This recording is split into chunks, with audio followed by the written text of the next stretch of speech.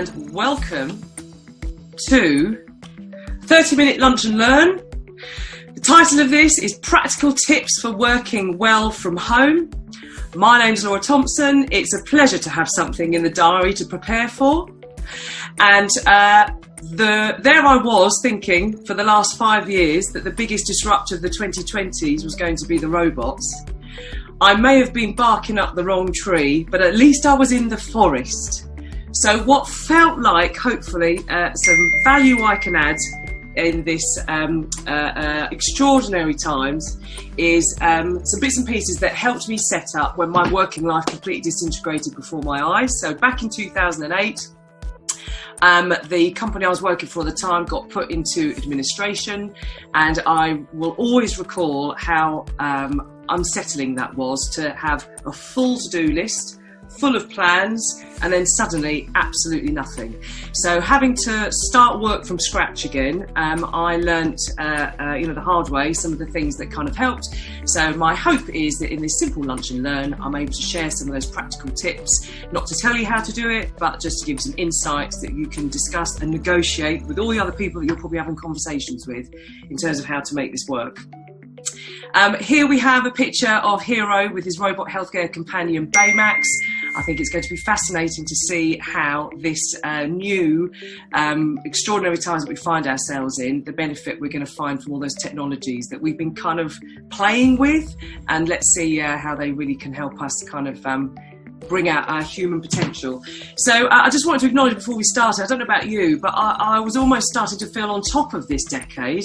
The plans are in place, the budgets have been set, we'd looked at between various clients and friends that I work with, it just seemed like we had everything in our grasp, and then suddenly all of that has liquefied. So let's just start with a kind of reality check of it really feels like everything has just completely exploded and disrupted before all of us.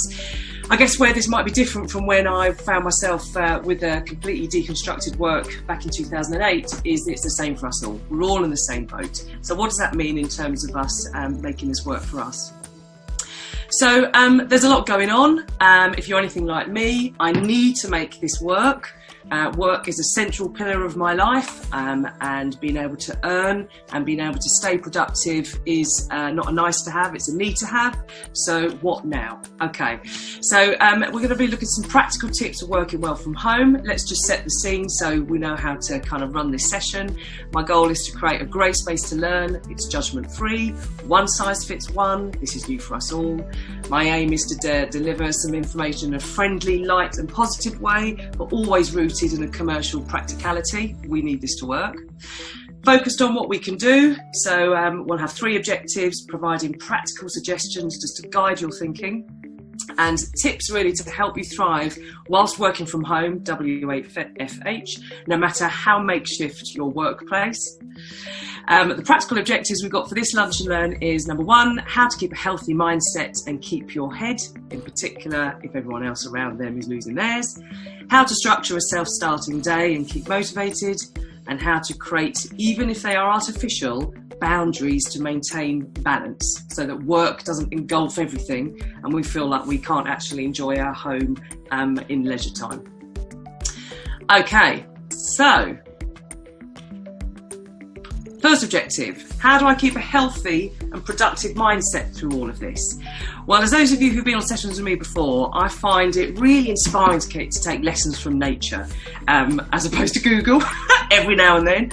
And if we think about the lifespan of a butterfly, and this is probably one of the most inspiring visual metaphors, I guess, that maybe we could take from nature in terms of rapid change and unexpected change. And I didn't realise, as I was literally crawling along the M25, thinking about how to plan more work-life balance in, that what was about to happen was a set of environmental triggers that I had no idea were going to happen, were nothing to do with me, but we find ourselves stuck in this chrysalis. So it is dark, we don't know when it's going to end, we've never been here before, but just like with a butterfly, that's a necessary step of the transformation where every single cell structure gets destructed, becomes an enzyme soup for life to be able to feed upon. And one day, when the environmental conditions are right, that leg pops out and out flies a butterfly. So the chrysalis isn't necessarily the easiest part of it, but nature all around us will show us this life cycle in action. And maybe if we were to view this as the chrysalis, then what is the version of us that we want to emerge when we reach the other end? And often beginning with the end in mind can help us keep grounded and productive whilst we're all trying to work out what's going on.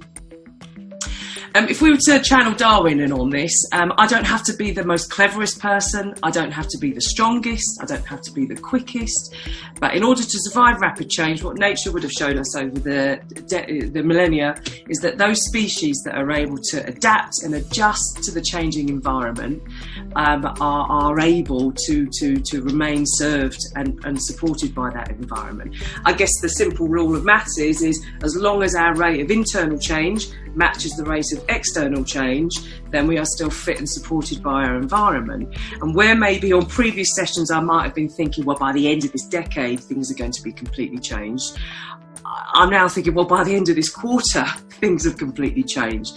So what does that then mean? Okay, well, it might now not be the time to be panda around this. So for those of you who've seen this before, I've been holding on to this fox panda metaphor, gripping onto it for dear life. So if we have a think about a panda, they're cute, they're lovely, but their lives are quite stuck.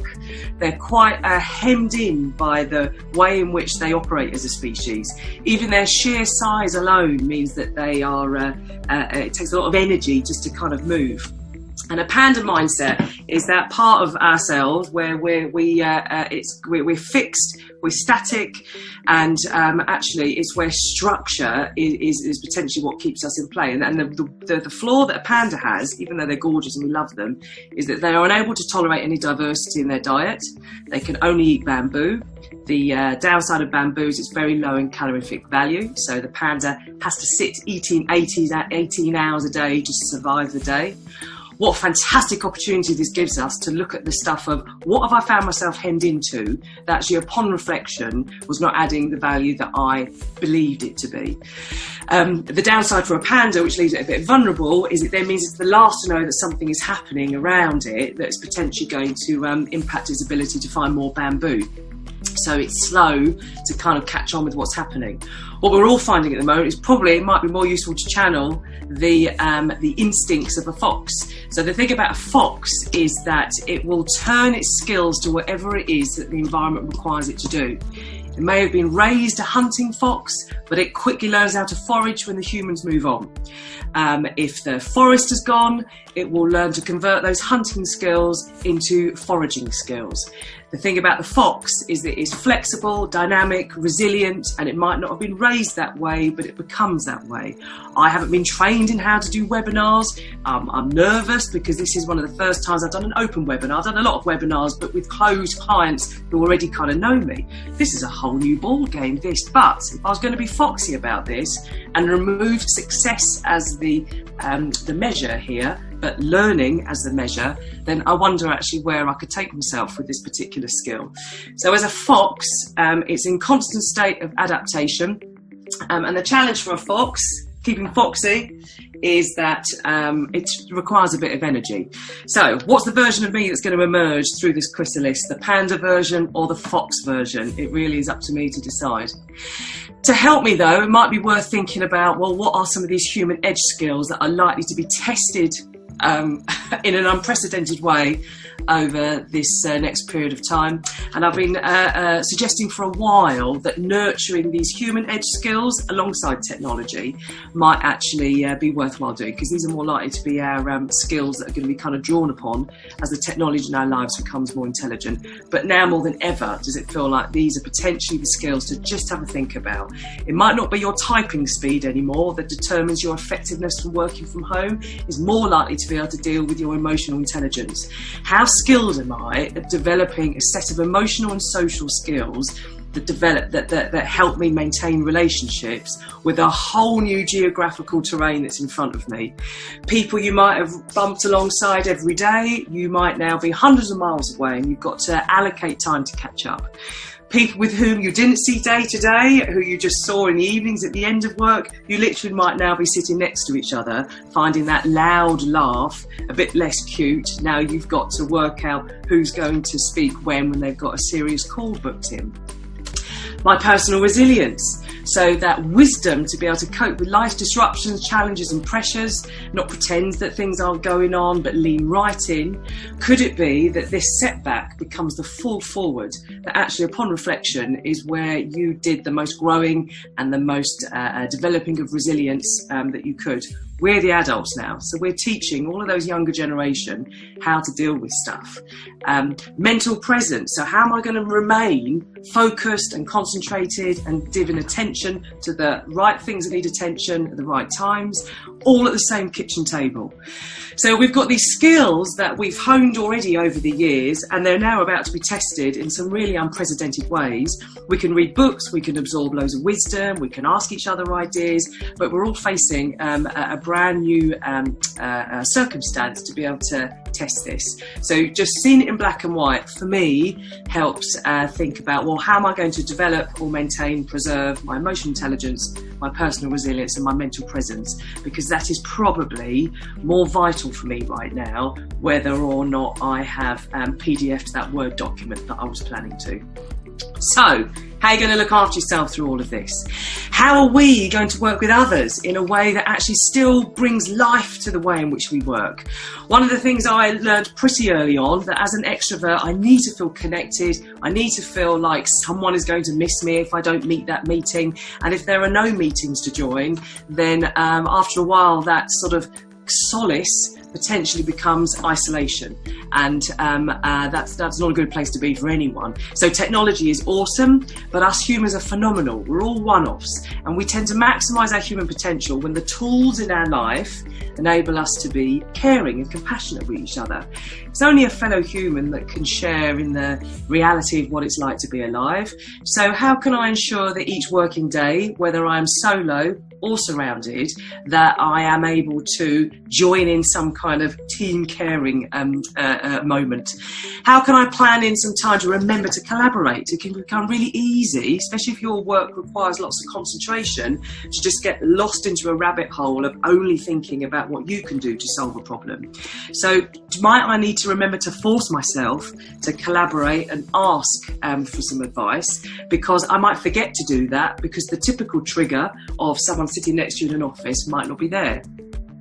The curiosity bit. So only a human is interested in the why and the instinct to challenge logic. So what might I do each day to keep my brain curious and fresh and in learning mode, so that I'm getting some variety in terms of what I'm thinking? There's a lot of noise out there. How am I going to focus on some signal that keeps my brain sparky and energized?